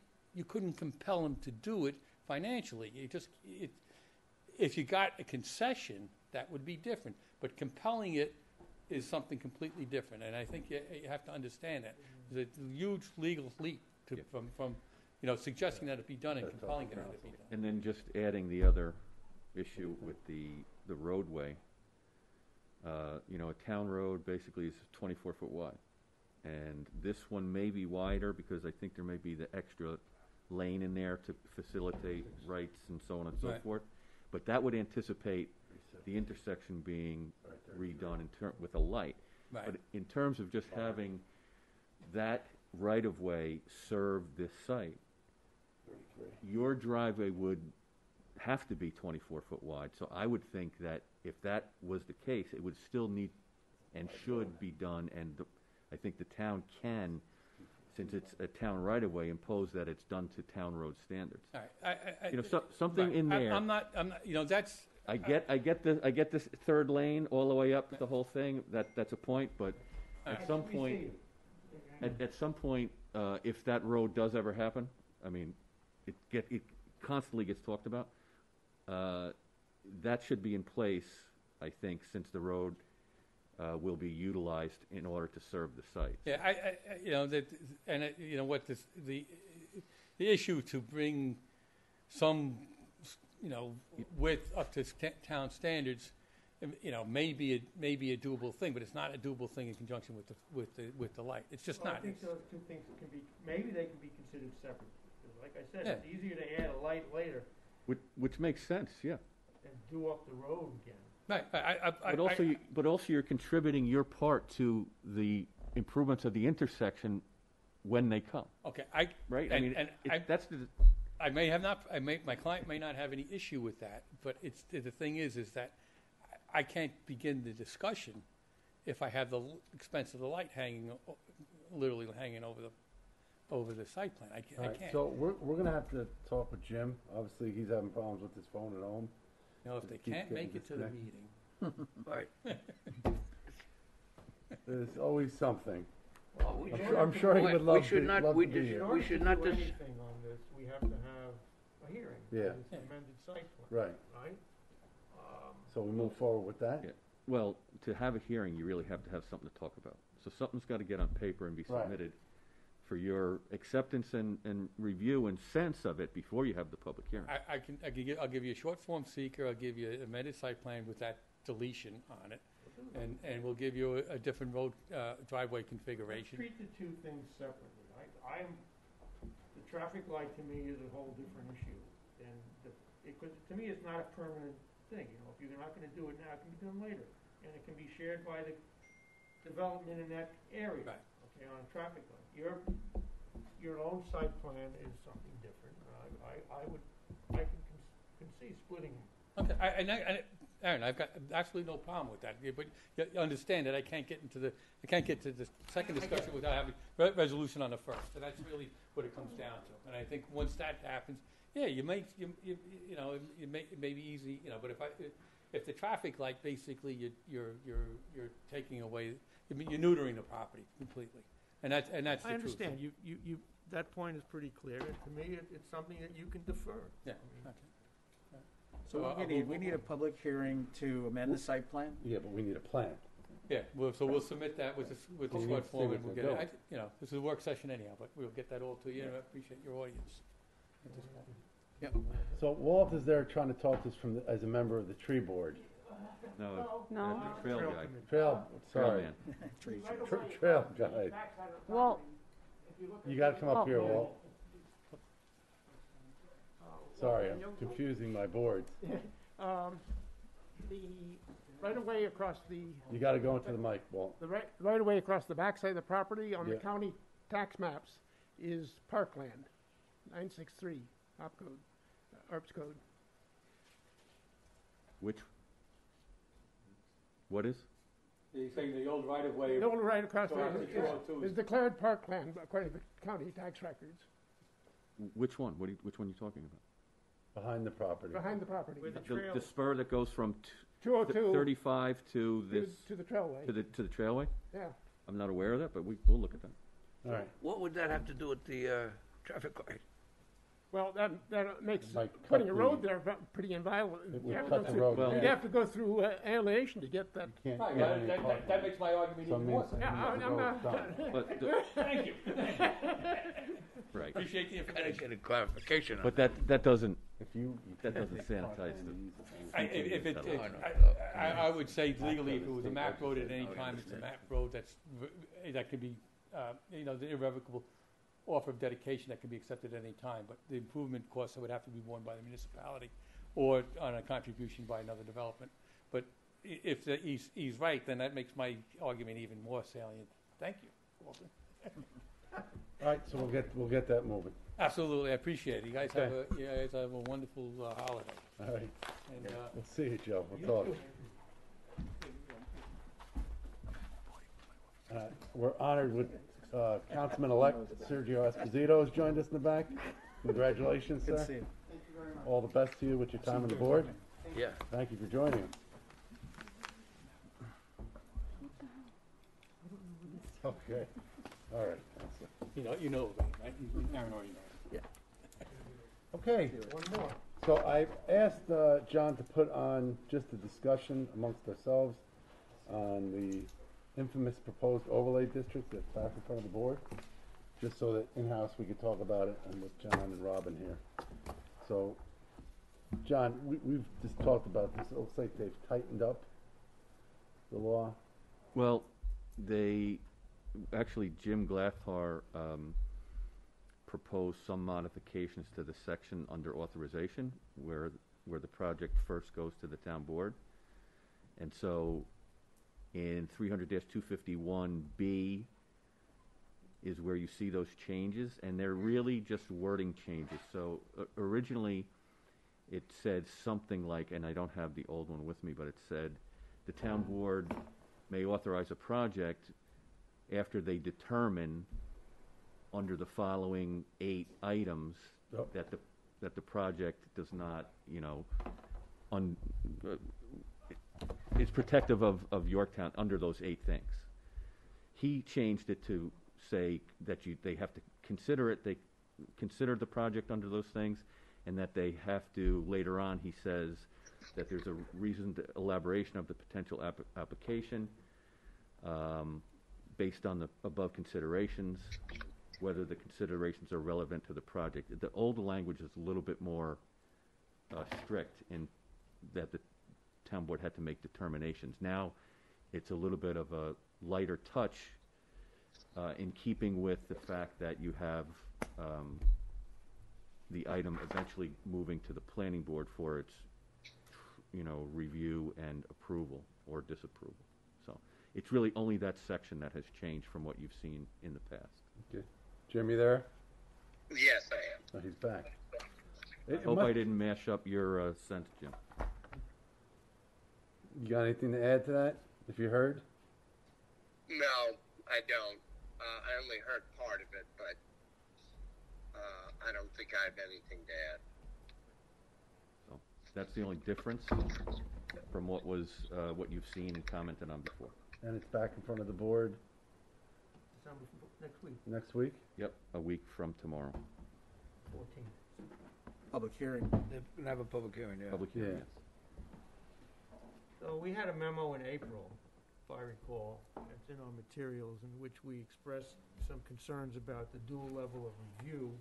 And am I correct in suggesting that the things that you just talked about, John, are kind of addressing that situation and not causing dual environmental or seeker analysis to be done? Yes, yes.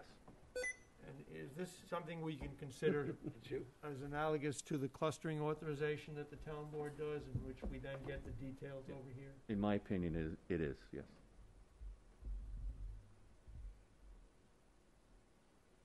Does that address our concerns, it sounds like? It sounds like it. I mean, apart from the extent of the districts, which is the other issue here, I think that procedurally probably addresses the concerns we had. Any other? The problem that John and I had was that for the town board to authorize a project to proceed under this overlay district, it is an affirmative action by the town board, and it can't be done without secret review. And so the workaround we came up with is that the town board would do much more detailed environmental review before they establish the boundaries of the various districts. And I think that's the best way to address that concern. So, in other words, the board's effort right now includes an expanded EAF, which is looking at all, albeit broad, impacts of the rezoning, and that will satisfy what Jim just spoke about. So in other words, the board will look at it in the context of how they viewed and what they discovered in their study for laying this zone over Yorktown and Lake Osceola. And then as they assess individual applications, they don't have to redo it. And then the specific environmental analysis would be correct at the planning board level. That's I right. see. John, a question. Has any town in New York has any town used an overlay district? Yeah. Okay. Could you tell me a couple of the towns so I can look over and see how? I would just love to see how it worked out. Yeah, I actually have a list that I looked into, which I will send you. But for instance, Pelham has done something similar. Newcastle is looking into it. We have two overlay zones, actually at least one overlay zone in town, which is the Farmland Preservation Overlay Zone, which lays over some properties in and around Hilltop Hanover Farm, and that was done in about 2000, and was successful because there was a couple of developments that were approved under those regulations of the overlay zone. So we've used it here as well. But more similar to this type, yes, there are in New York State. There are around the country. There is a significant law in the town of Hempstead, which is a fairly large town. It follows that it's a fairly large law and does a lot more than this one does, but I'll turn you to that one as well. I would but love yes, to know the results? The answer is that this is nothing new and that it is used extensively around the country and also here in New York State. Okay, and in your opinion, has the overlay zone benefited the overall town, the overall wellness of the town? Yeah, like this one does, what it does, it adds a level of use and intensity that you wouldn't find in the underlying zone, but it still has the underlying zone there for the properties that have been built out under that zone and others that may not have been. So now it kind of expands what you can do in there for a specific reason in the overlay zone, which is, in our cases, economic development and reacting to things that are happening in the country, such as the Amazon effect, some of the COVID flight from the urban centers, et cetera, et cetera. Millennials have a different way of looking at their style of living. Yeah. So this overlay zone kind of speaks to that, and it also speaks to, kind of an economic development issue, which we've seen before we even identified Amazon effect, for instance, which is a lot of vacancies and things of that nature. So. Sounds good to me. Mm-hmm. Good tool. Yeah, sounds good. It's a tool, exactly. Yeah. Is there anything we want to express to the town board? Yeah, it sounds like it was addressed. Would it be appropriate for us, for the planning, to have a memo prior to the public hearing to be in the record? Sure. It will go to them. They will receive it at their public hearing, yeah. Mm-hmm. That's absolutely appropriate, and probably, I think that would be a good thing to do, to hear your voice on it. And I think what I hear we're all saying is support. Yeah. Yeah. Okay. I'll dress something up. All right, thank you. Is that it? Do I have a motion to close the meeting? Motion. Second. All those in favor? Aye. Aye. Nancy just opposed. Thank you, Jim. Okay, good night.